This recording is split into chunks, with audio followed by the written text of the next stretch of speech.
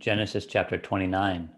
So Jacob went on his journey and came to the land of the people of the east, and he looked and saw a well in the field, and behold, there were 3 flocks of sheep lying by it, for out of that well they water the flocks. A large stone was on the well's mouth. Now all the flocks would be gathered there, and they would roll the stone from the well's mouth, water the sheep, and put the stone back in the place of the well's mouth. And Jacob said to them, My brethren, where are you from? And they said, We are from Haran.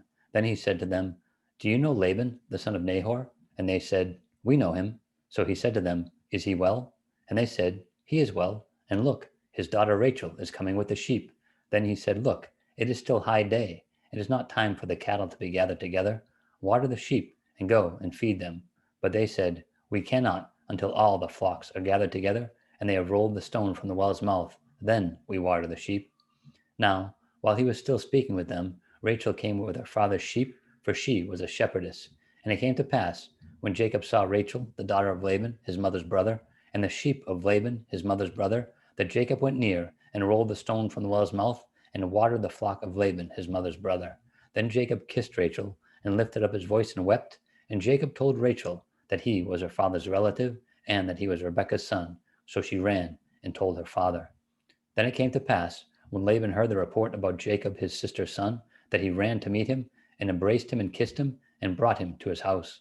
So he told Laban all these things. And Laban said to him, Surely you are my bone and my flesh. And he stayed with him for a month.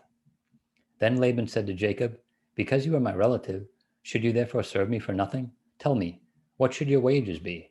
Now Laban had 2 daughters. The name of the elder was Leah, and the name of the younger was Rachel. Leah's eyes were delicate, but Rachel was beautiful of form and appearance. Now Jacob loved Rachel, so he said, I will serve you 7 years for Rachel, your younger daughter. And Laban said, It is better that I give her to you than that I should give her to another man. Stay with me. So Jacob served 7 years for Rachel, and they seemed only a few days to him because of the love that he had for her. Then Jacob said to Laban, Give me my wife, for my days are fulfilled that I may go into her. And Laban gathered together all the men of the place and made a feast. Now it came to pass in the evening that he took Leah his daughter and brought her to Jacob, and he went into her. And Laban gave his maid Zilpah to his daughter Leah as maid. So it came to pass in the morning that behold, it was Leah. And he said to Laban, What is this that you have done to me? Was it not for Rachel that I served you?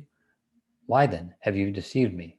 And Laban said, It must not be done so in our country, to give the younger before the firstborn. Fulfill her week, and we will give you this one also for the service which you will serve me still another 7 years. Then Jacob did so, and fulfilled her week. So he gave him his daughter Rachel as wife also. And Laban gave his maid Bilhah to his daughter Rachel as a maid. Then Jacob also went to Rachel, and he loved Rachel more than Leah, and he served with Laban still another 7 years.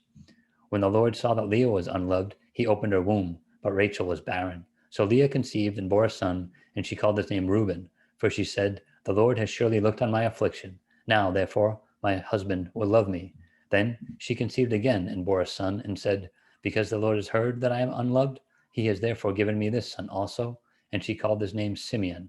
She conceived again and bore a son, and said, Now this time my husband will become attached to me, because I have borne him 3 sons. Therefore his name was called Levi.